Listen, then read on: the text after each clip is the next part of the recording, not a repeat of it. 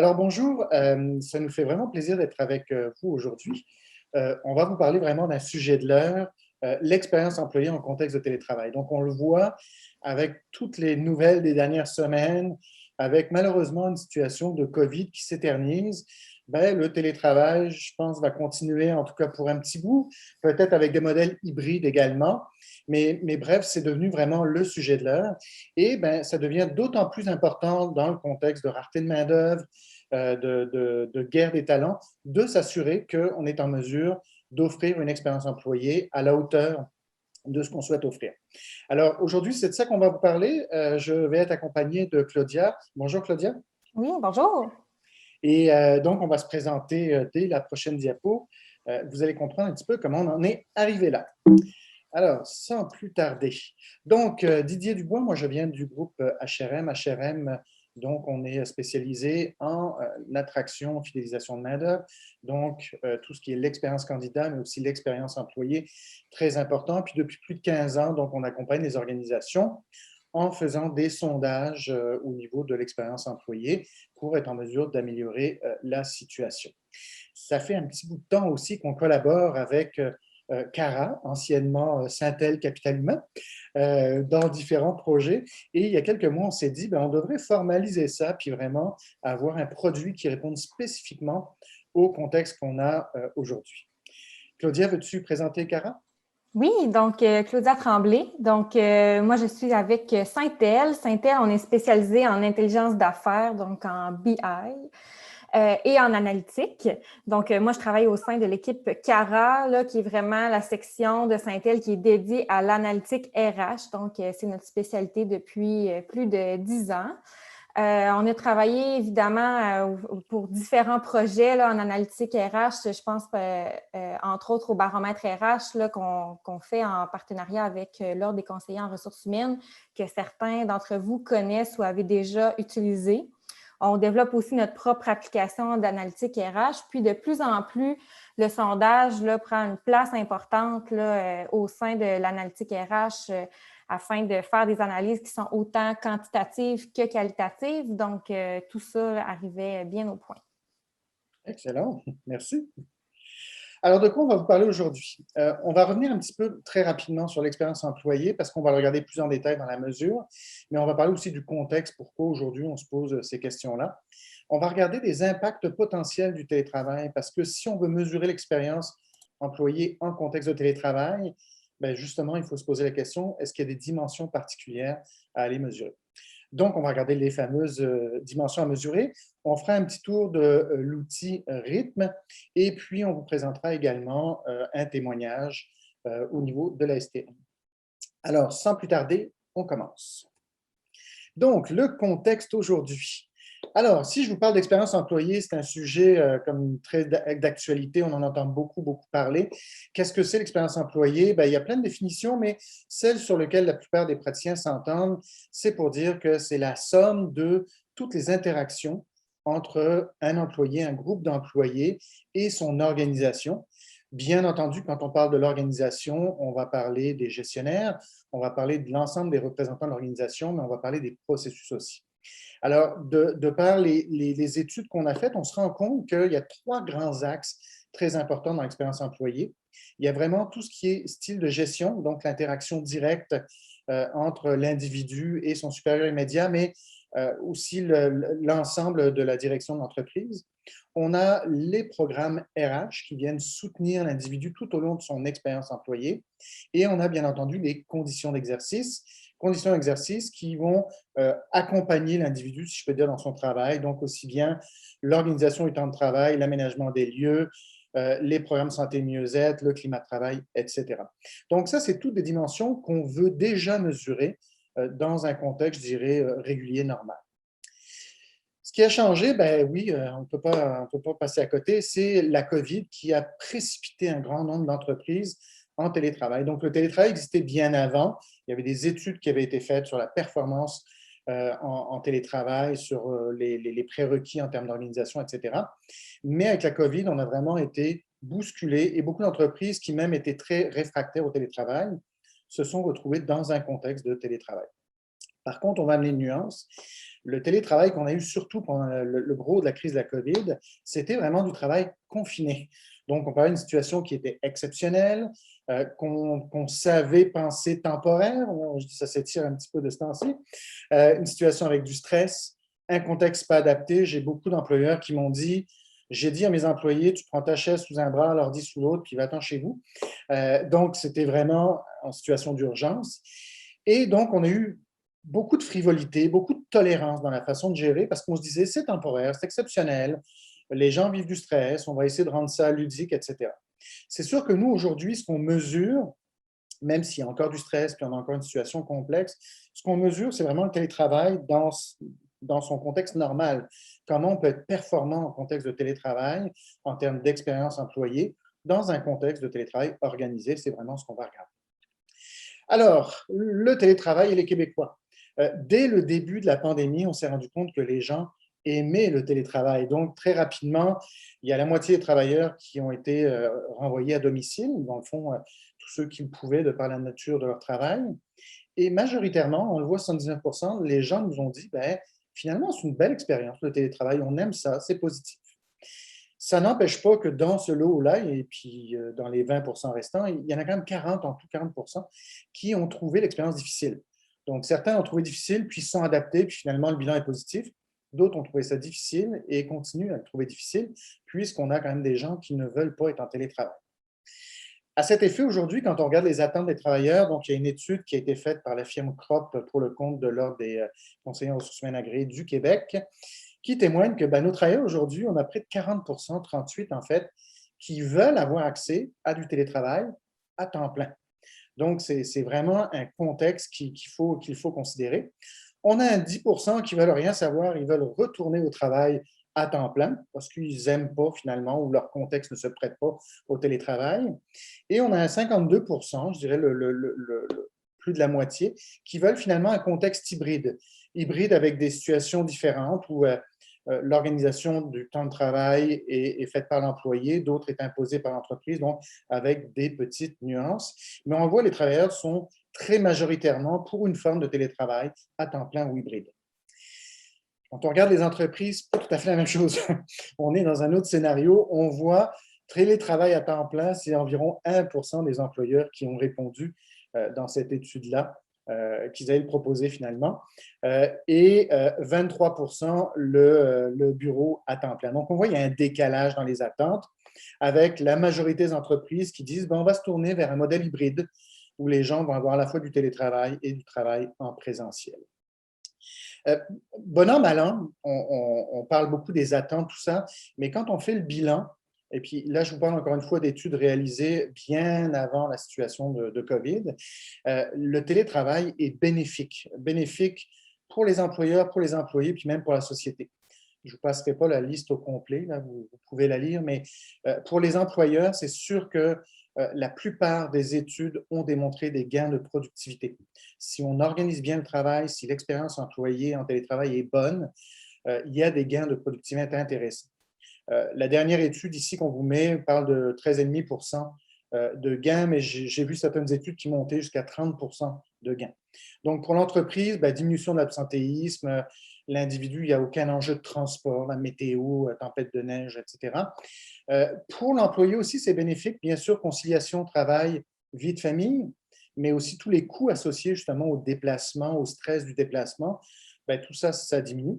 Et puis pour la société, ça fait moins de voitures sur les routes.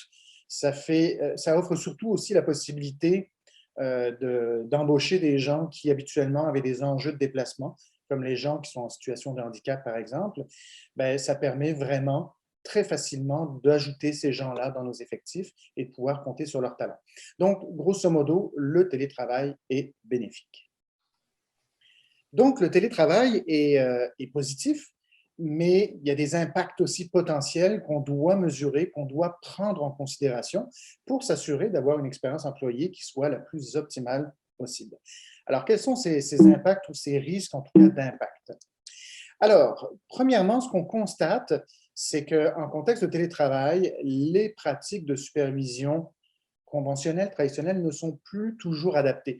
Il y a des choses qui changent fondamentalement. Entre autres, parmi ces éléments-là, Bien, tous les échanges informels. C'est sûr que quand on est en présentiel, c'est facile de sortir de son bureau, d'aller voir un collègue. C'est relativement facile d'accrocher quelqu'un en début, en fin de réunion, par exemple, pour dire « Hey, il y a un sujet qu'on doit discuter ensemble, peux-tu me garder des minutes à la fin? » Donc, tous ces échanges-là, en télétravail, c'est plus complexe. La communication technologique, on le voit, ben, on peut très bien fonctionner avec des systèmes de vidéoconférence, tout ça, c'est fonctionnel. Ce n'est pas encore exactement la même chose non plus qu'une discussion personne à personne, ne serait-ce que sur le non-verbal. Le non-verbal, habituellement, c'est l'ensemble de l'individu qui s'exprime avec l'ensemble de son corps quand on discute. Dans un contexte vidéoconférence, bien souvent, on a juste une portion de l'individu, donc il y a des éléments non-verbaux qui sont moins accessibles. Et finalement, il y a des mécanismes traditionnels de contrôle qu'on perd en contexte de télétravail. Quel mécanisme? Ben, par exemple, le fait qu'on voit l'employé arriver le matin. Hein, ça nous sécurise, on dit « Oups, mon employé est à l'heure, il n'est pas en retard ».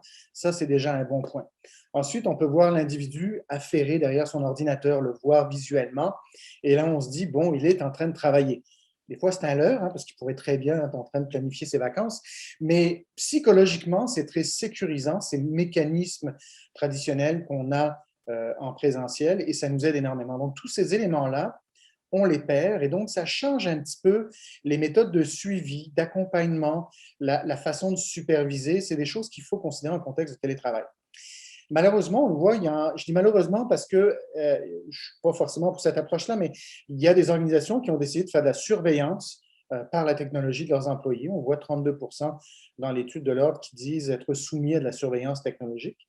Ce qu'on s'entend, c'est que les éléments qui fonctionnent le mieux habituellement, ça va être de transformer son mode de leadership pour intégrer la confiance, l'autonomie, de la reconnaissance de la part du gestionnaire, etc. Donc, le style de supervision, c'est vraiment un élément très important à mesurer dans le contexte, dans l'expérience employée en contexte de télétravail. Deuxième élément, les risques psychosociaux. Ça, l'INSPQ a fait énormément de travaux là-dessus, très intéressants, sur, de manière globale, quels sont les risques psychosociaux pour les individus au travail. Si on ramène ça dans un contexte de télétravail, ben, un des éléments, c'est la mauvaise évaluation de la charge de travail. On s'en rend compte, on pensait au début du travail confiné avec la COVID, que j'entendais beaucoup de gestionnaires me dire « Est-ce que mes gens vont travailler moins? Comment je fais pour m'assurer qu'ils fassent leur travail puisque je ne les vois pas? » Vois en guillemets. Dans les faits, ce qu'on s'est rendu compte, c'est que le volume d'heures travaillées a augmenté, a été supérieur. Il y a une raison simple à ça, une des raisons qui explique ça, hormis le contexte compliqué qu'on a vécu, c'est qu'en télétravail, la frontière entre la vie privée et le travail, elle est vraiment mince, mince, mince. Le cas classique que je nomme régulièrement, c'est l'employé chez eux, après le repas, les enfants sont couchés, il dit « Bon, ben, je vais aller finir », et il dit à son conjointe, « Je vais aller finir un petit dossier dans le bureau, puis je reviens, ça ne sera pas long. » Et 2 heures après, ben, l'employé lève la tête et se rend compte qu'il vient de passer 2 heures derrière son écran parce qu'il a pris un courriel, parce qu'il a fait une autre chose, etc. Donc, il y a plus une surcharge de travail qu'une sous-charge de travail, malheureusement. Donc, il faut encadrer l'hyperconnectivité, etc., mais il faut mesurer ces éléments-là et beaucoup d'éléments liés, bien sûr, à la santé, au bien-être, le stress, l'isolement, etc.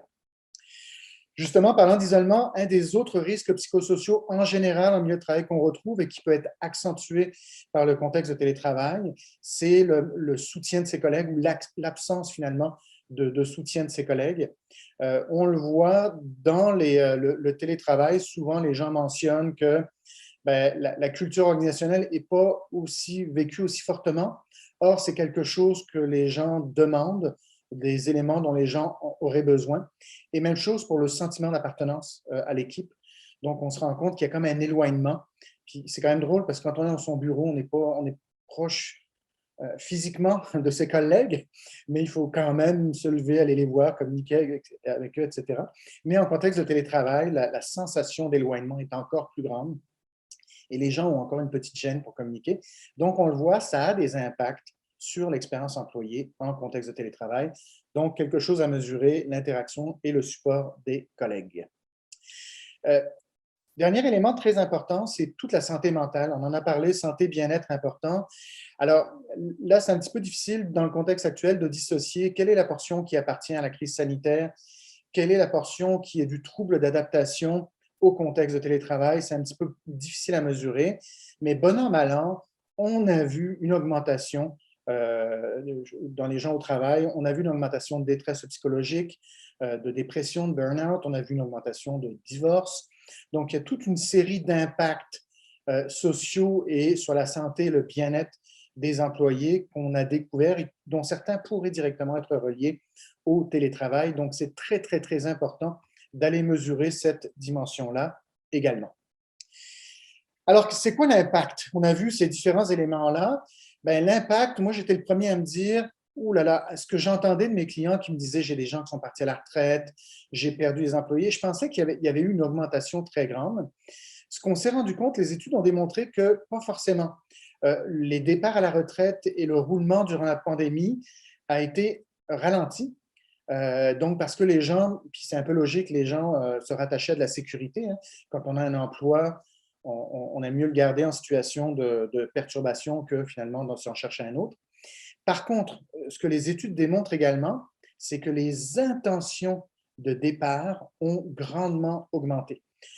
Donc, quand on regarde les gens qui disent je pense me chercher un nouvel emploi dans l'année en cours et éventuellement changer, ben, aujourd'hui, ça représente 41% des travailleurs. Donc, ça, c'est vraiment une nette augmentation. Et même 11% des gens qui sont vraiment des chercheurs actifs, qui nous disent ben, je cherche activement un emploi. Auparavant, on était à 5-6%. Donc, on voit qu'il y a vraiment une augmentation, aussi bien pour les chercheurs actifs qu'au niveau des gens qui envisagent de quitter l'organisation. Pourquoi? Ben, dans les pistes d'explication qu'on voit, ben, c'est beaucoup l'expérience employée qui a été vécue. Il y a une partie, c'était une question de contexte, de sécurité, comme on disait tantôt. Les gens disaient, je vais me chercher un emploi plus sécuritaire en termes de stabilité. Mais beaucoup d'employés nous ont dit aussi, je n'ai pas aimé la manière dont j'ai été traité. Donc, très, très, très important, toute cette expérience employée. Là, on avait une situation de crise, mais là, on est en situation qui est quand même plus stable, en tout cas, on le souhaite. Donc, très, très, très important de mesurer ces éléments-là parce que ça a un impact sur la stabilité de la main-d'œuvre. Alors, qu'est-ce qu'on va mesurer? Qu'est-ce qu'on doit mesurer pour être capable de capter les différentes dimensions de l'expérience employée? Alors, nous, on l'a traduit à travers des baromètres. En fait, on a regroupé les différents éléments, c'est ce qu'on vous recommande de faire. On l'a regroupé autour de thématiques. Alors, bien sûr, il y a les thématiques traditionnelles, je dirais, tout ce qui est sentiment d'appartenance, conditions d'exercice, climat de travail, c'est vision organisationnelle, leadership, communication, process, santé. C'est toutes des mesures habituellement qu'on va prendre, mais on va aller les mesurer en considérant justement ces fameux risques qu'on retrouve dans le télétravail. Donc, le but, c'est vraiment de se poser la question, est-ce qu'il y a des éléments particuliers sur lesquels je veux mettre l'emphase ou des nouveaux éléments que j'aimerais mesurer pour être finalement capable d'aller capter la dimension risque reliée au télétravail. Donc, dans tous ces baromètres-là, plus spécifiquement, quelques pistes, on ne vous les nommera pas tous, mais quelques pistes importantes pour le style de leadership. Ben, ne pas oublier qu'on va parler de la fréquence des interactions avec les employés, mais on va parler de la qualité aussi des interactions entre les gestionnaires et les employés. Le support perçu, très important. Les gens se sentent plus loin, on disait support avec les collègues, mais support avec son gestionnaire aussi. J'ai entendu beaucoup, on a formé énormément de gestionnaires sur le télétravail dans les derniers mois, et j'ai entendu beaucoup de gestionnaires qui me disaient ben, moi, mon équipe, elle était performante et mature avant de tomber en télétravail, donc je leur fais confiance, je les laisse aller, c'est une équipe mature. Ce qu'on sait aujourd'hui, c'est que quand on change de contexte, le degré de maturité de l'équipe peut varier, peut changer, et donc il y a des fois besoin d'un réalignement, de se re-questionner sur les manières de communiquer ensemble. Donc, le support du gestionnaire est très, très, très important quand on change les modes de fonctionnement. Donc, ça, c'est des éléments en télétravail qu'on va vouloir aller mesurer. Et bien sûr, les outils qu'on utilise, est-ce que c'est les bons? Quand est-ce que j'utilise la vidéoconférence? Quand est-ce que j'utilise le mur de discussion? Quand est-ce que j'utilise le téléphone? Parce que, eh oui, ça existe encore, un téléphone. Mais bref, ce sont tous des outils de communication pour lesquels il faut se donner une charte d'utilisation, une façon de fonctionner. Puis pour ça, il faut aller mesurer les préférences et regarder avec les orientations de l'entreprise. Dans la santé et le bien-être, ben, le niveau de stress, on en a parlé, l'ergonomie, la charge de travail, le volume d'heures, mais aussi l'accessibilité au support. Euh, Certaines organisations ont des PAE, d'autres non. On comprend que dans un contexte où il y a des risques de détresse psychologique accrue, il faut se poser la question, est-ce que les gens comprennent bien le type de support qu'ils peuvent recevoir de la part de l'organisation, du gestionnaire, etc. Puis comment on rend ce support-là accessible, des éléments très importants. Le climat de travail, bien entendu, donc on a parlé, les gens se sentent loin, donc le support perçu, les interactions. Et là-dessus, ce qui est très important, un des éléments que j'ai entendu le plus dans les derniers mois, c'est interaction professionnelle, c'est pas si mal, mais interaction sociale, à un moment donné, on est tanné des 5 à 7 virtuels, puis bon, des jeux d'évasion virtuels qui sont très bien par ailleurs, des belles activités à faire. Mais au bout d'un moment, quand on en a fait quelques-unes, les gens disent, je commence à me manquer d'idées. Et là, c'est comme si les interactions sociales, la simplicité dans les interactions sociales qu'on peut avoir en présentiel, juste poser la question, comment ça va, qu'est-ce que tu as fait en fin de semaine, etc. C'est comme si cette dimension-là devenait très formelle et on était moins à l'aise de le faire. Et donc, on a entendu beaucoup d'équipes qui nous disaient, je manque d'interaction sociale, j'en prendrai plus en contexte de télétravail. Donc, très important d'aller mesurer ces éléments-là. Dans les communications, s'assurer qu'on mesure bien les différents paliers de communication, donc dans toutes les directions, entre collègues, avec l'équipe, mais aussi de la direction vers les équipes qui est avec le gestionnaire. Et ne pas oublier, comme on mentionnait, les communications professionnelles, mais les communications informelles, sociales également. Fréquence et qualité, puis quels outils utiliser. Dans les processus RH, c'est sûr que c'est intéressant de tout bien comprendre, mais il y a des éléments spécifiques qui ressortent en télétravail, entre autres l'accessibilité des services. Étonnamment, vous savez, souvent, il y a plein de matériel qui peut se retrouver, par exemple, sur l'intranet.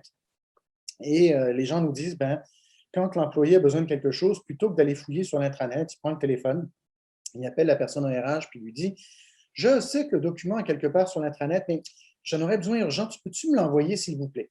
Donc, scénario classique.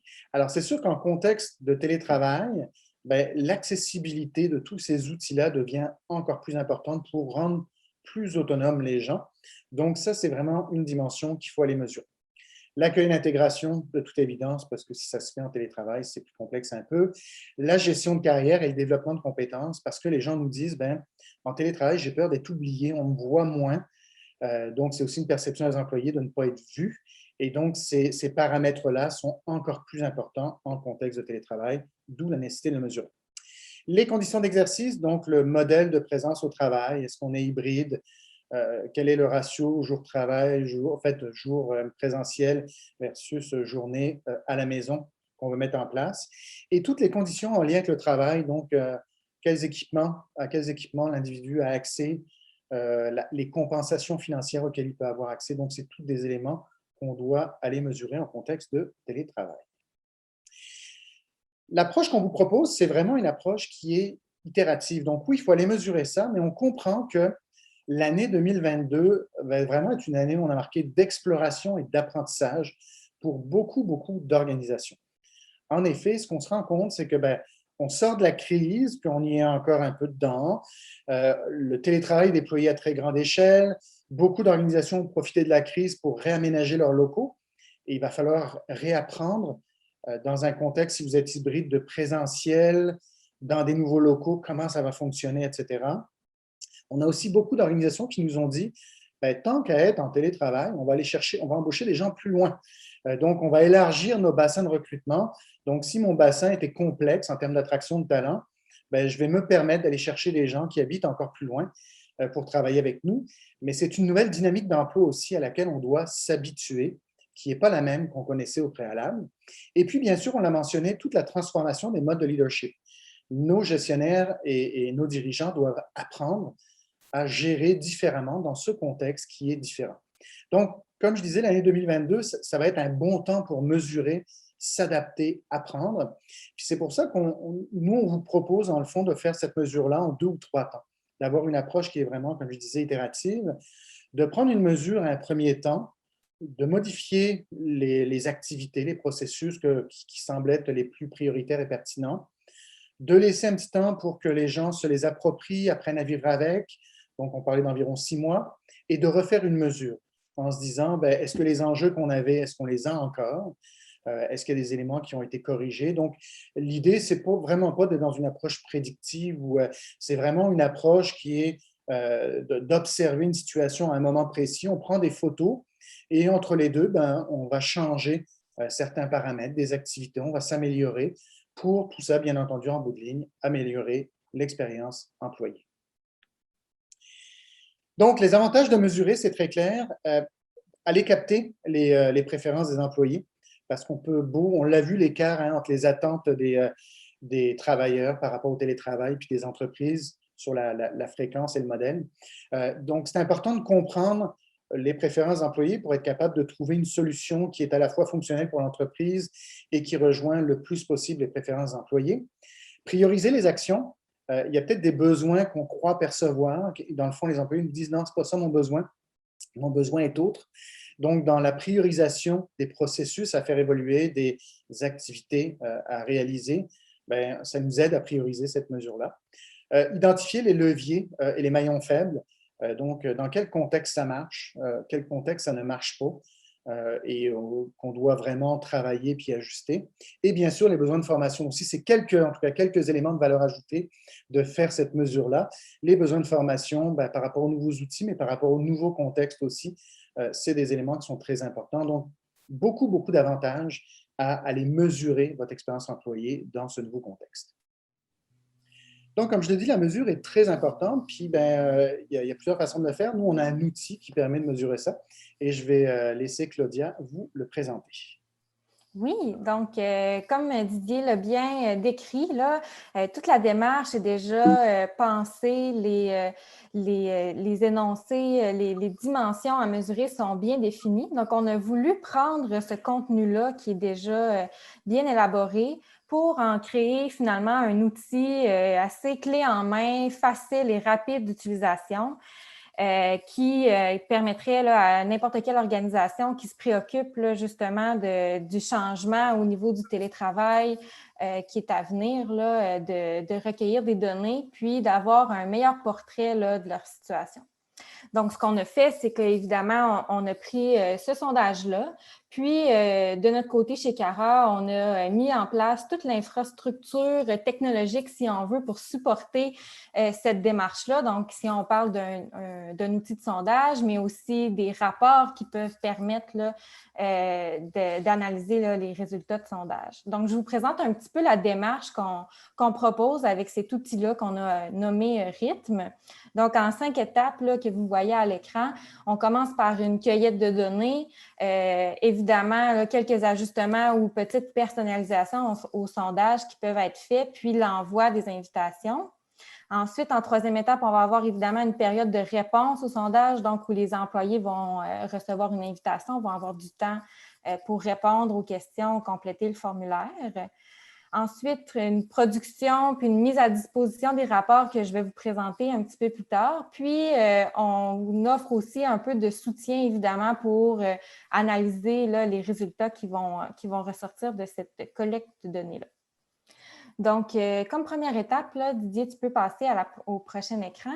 Merci. Donc, la première étape, c'est celle qui est peut-être qui demande peut-être le plus d'efforts de la part d'une organisation qui voudrait utiliser l'outil, mais c'est simplement finalement de nous fournir une liste d'employés qu'on voudrait sonder avec une adresse courriel avec laquelle on peut leur envoyer un lien de sondage, puis quelques caractéristiques de ces employés-là. Donc, on cherche à savoir par exemple, dans quel département est-ce qu'ils vont travailler, depuis combien de temps est-ce qu'ils travaillent pour votre organisation, ce qui va nous permettre d'avoir des rapports de sondage un petit peu plus détaillés. Là, en bout de ligne, je vais vous montrer là, un peu plus concrètement ce que ça nous permet de faire.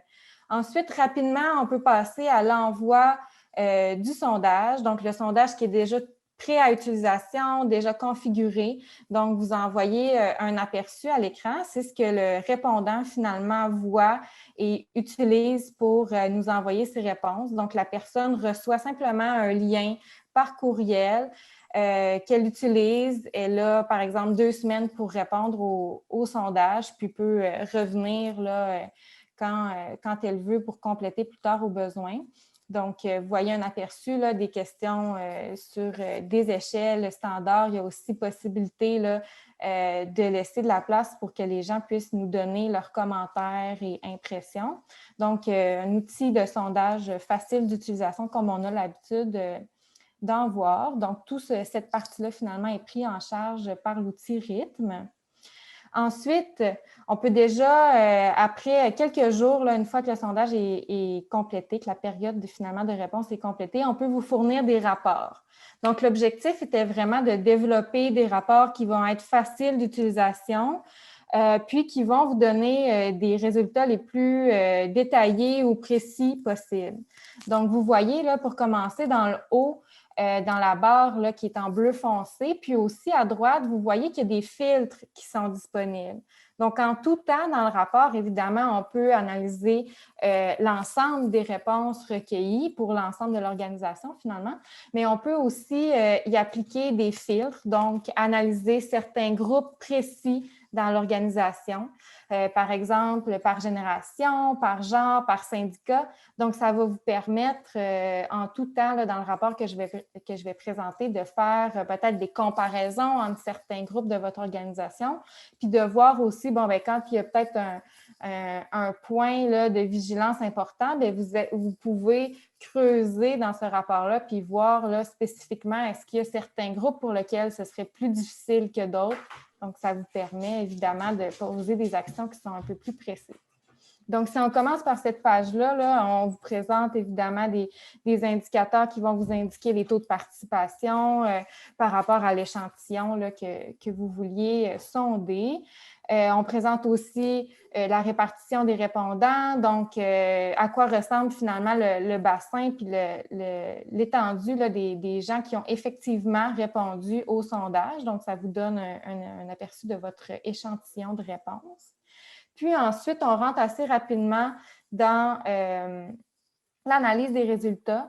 Donc, certaines questions qui sont plus générales, qui vont vraiment venir mesurer la satisfaction globale ou, par exemple, ici, dans le bas à gauche, vous voyez l'indice de recommandation employeur qui est un indice qui provient du marketing, mais qui demande finalement à vos employés là, de vous indiquer s'ils recommanderaient votre organisation en tant qu'employeur là, à des proches ou à des amis. Donc, des mesures qui vont vraiment être globales, qui vont vous donner tout de suite une bonne idée là, de comment ça se passe là, de façon générale dans votre organisation au niveau de l'expérience employée.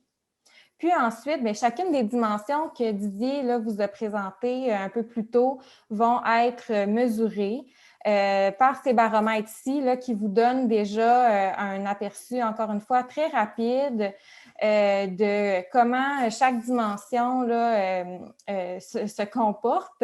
Finalement, à quel point votre résultat là, est bon ou moins bon. Donc, déjà, vous pouvez identifier là, des piliers et des points là, de vigilance. Par exemple, ici, dans cet exemple-là, les processus RH là, seraient peut-être le point de vigilance le plus important.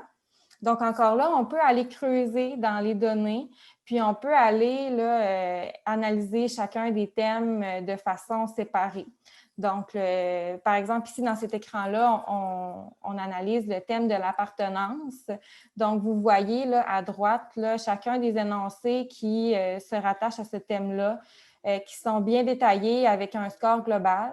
Donc, encore une fois, vous pourriez aller appliquer des filtres pour voir, bon, mais est-ce que dans différents groupes, différents départements d'organisation, est-ce que c'est différent ou est-ce que les résultats sont assez semblables pour chacune de nos catégories ou de nos groupes d'intérêt? Puis finalement, un peu plus tôt, on parlait aussi vraiment plus spécifiquement de télétravail, donc de l'importance d'aller sonder nos employés sur les outils qu'ils préfèrent utiliser, puis aussi dans différentes situations. Donc, vous voyez ici un exemple là, de questions qui ont été posées et puis de réponses là, auxquelles on peut s'attendre. Donc, ça vous permet encore une fois peut-être de mieux organiser vos méthodes de travail, de mieux planifier finalement les outils qui peuvent être priorisés dans différents types de situations. Donc, de l'information qui est tout à fait essentielle là, pour les changements qui sont à venir cet automne et même dans les prochains mois. Donc, ce rapport-là, finalement, est disponible pour vous pour consultation autonome. Là, finalement, c'est assez facile là, de s'y retrouver. Et puis, nos équipes, finalement, sont quand même disponibles pour vous aider justement là, à analyser ces résultats-là, puis à vous donner des pistes, vous pointer peut-être les choses qui devraient attirer votre attention. Donc, si on fait un petit résumé, là, en bref, l'outil Rythme, notre objectif, c'était de vous donner un rapport qui va vous fournir des informations sur l'échantillon qui a été sondé, des indicateurs autant globaux, donc de satisfaction globale ou de taux de recommandation employeur, mais aussi des résultats de plus en plus détaillés, donc pour chacune des dimensions, mais aussi pour chacun des énoncés du sondage qui sont inclus, puis des indicateurs qui sont liés peut-être plus spécifiquement là, aux changements liés au télétravail.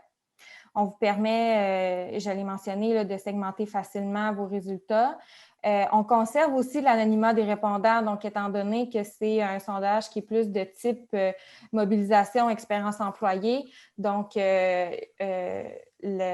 les réponses finalement des répondants sont toujours protégées, c'est-à-dire que ce ne sera jamais possible d'aller identifier exactement quelle personne a répondu quoi. Par contre, là, avec l'information qu'on a dès le début du projet, on est capable de vous offrir des possibilités de segmentation. Puis évidemment, cet outil-là, on espère, va vous permettre d'identifier facilement vos forces et vos points de vigilance là, sur lesquels vous pouvez plancher ou travailler pendant les prochains mois. Donc, évidemment, une mesure, comme le disait Didier, qui est intéressante à aller faire sur différents peut-être points de vue dans le temps. Donc, peut-être aux 6 mois, par exemple, comme on le suggère, pour après ça comparer ces résultats-là facilement à l'intérieur du rapport. Alors, on propose maintenant de regarder un témoignage. En fait, on a la STM qui a utilisé Rythme et donc on a préenregistré le témoignage de Paul de la STM. Je la laisse se présenter et je vous laisse regarder ce témoignage. Alors, bonjour, Paul. Merci beaucoup de te joindre à nous et de partager un petit peu votre expérience avec l'outil de mesure. Est-ce que je peux me permettre de demander de te présenter d'abord pour commencer?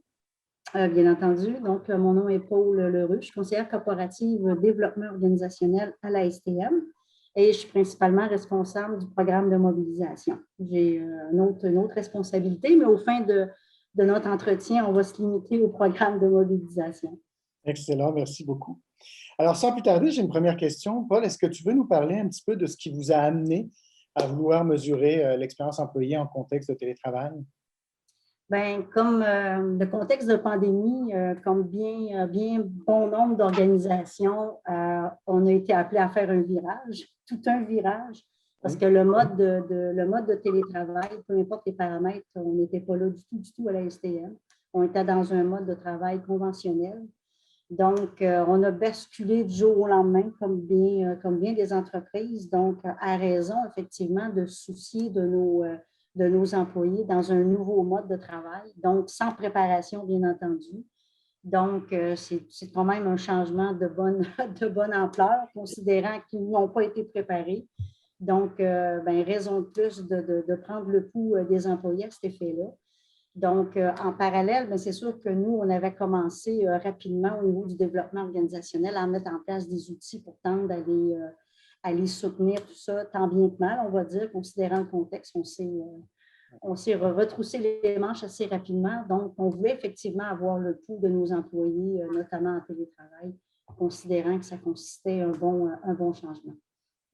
Excellent. Et puis, au niveau de la plateforme, donc la plateforme Rythme que vous avez utilisée, est-ce qu'il y a des dimensions de l'outil que tu as particulièrement appréciées? Bien, l'outil en tant que tel, moi, j'avoue qu'il est d'une facilité de navigation. Donc, je pourrais même dire que c'est très intuitif. Donc, après ma barre, on a eu un atelier d'habilitation. Dans le fond, un petit 30 minutes. Puis moi, je vous avoue que ça a été suffisant parce qu'effectivement, la navigation est fort simple. Quand je regarde, même au niveau de l'arborescence, là où est situées les fonctionnalités, ça amène effectivement l'utilisation de l'outil de façon très intuitive. Donc, en termes d'effort d'habilitation, c'est très peu demandant, considérant effectivement que moi, je trouve que le positionnement des fonctionnalités est bien situé, c'est bien intitulé. Fait que déjà, on a une bonne idée en appuyant sur la fonctionnalité à quoi elle sert à ce moment-là. Excellent. Puis donc, les résultats du sondage, qu'est-ce que ça vous a amené comme réflexion? Comment ça a aidé votre réflexion dans le fond? Bien, c'est sûr que les résultats du sondage, bien, ça aide beaucoup à la réflexion parce qu'on sait que toute mesure nous donne des indications à savoir ce qu'on a mis en place, si on a mis en place les bonnes choses. Donc, à la lumière des résultats qu'on a obtenus, donc ce que nous ont dit les employés, donc nos nouveaux télétravailleurs, somme toute, ben, c'est indicatif pour nous que qu'est-ce qu'on a fait, ben, on était sur la bonne voie. Donc, on a fait les bonnes choses. Donc, en conclusion, bon, on va continuer dans cette voie-là. C'est sûr qu'on n'arrête pas. On continue à préparer justement la venue du télétravail en mode hybride. Donc, on vise fin septembre. Donc, c'est indicatif pour nous qu'on va prendre des actions, on va continuer nos actions, notre plan de match, autrement dit, pour préparer la venue du télétravail, puis somme toute pour les soutenir à habiliter dans ce nouveau mode de travail en mode hybride. Excellent. Et la prochaine étape maintenant, c'est quoi? Là, il y a eu cette mesure, vous démarrez le télétravail en mode hybride au mois de septembre et ensuite? Bien, on va faire deux autres mesures, je m'excuse. Donc, l'implantation, dans le fond, la venue du télétravail est en septembre. Bien, ce qu'on vise, bon, bien, pour une certaine habilitation, on leur laisse un petit peu de temps. Donc, ce qu'on vise, c'est peut-être à l'automne, en quelque part, peut-être novembre, de faire une deuxième mesure. Puis, effectivement, une deuxième mesure, bien, on va voir effectivement les résultats, puis on apportera des ajustements ou on amènera d'autres actions, bien entendu. Et puis, on va faire effectivement une autre mesure pour, encore là, une fois, s'assurer qu'effectivement, bien, les télétravailleurs, les nouveaux télétravailleurs sont à l'aise, se sont bien appropriés du nouveau mode de travail. Excellent. Bien, Paul, merci beaucoup pour ce témoignage. Très intéressant. Et puis, Ça m'a fait plaisir. on va continuer à travailler puis à mesurer ensemble. Oui, tout à fait. Merci. Au revoir. Merci. Au revoir. Alors, merci beaucoup d'avoir pris le temps de nous écouter, vous présenter ces éléments sur la mesure de l'expérience employée en contexte de télétravail. Merci beaucoup à ma collègue Claudia, toujours excellente. Et ben, pour finir, j'aimerais juste vous inviter, si vous avez des questions, à communiquer avec nous. Donc, les coordonnées de Claudia vont être juste après cette section-là. Merci beaucoup et on vous souhaite une très belle journée.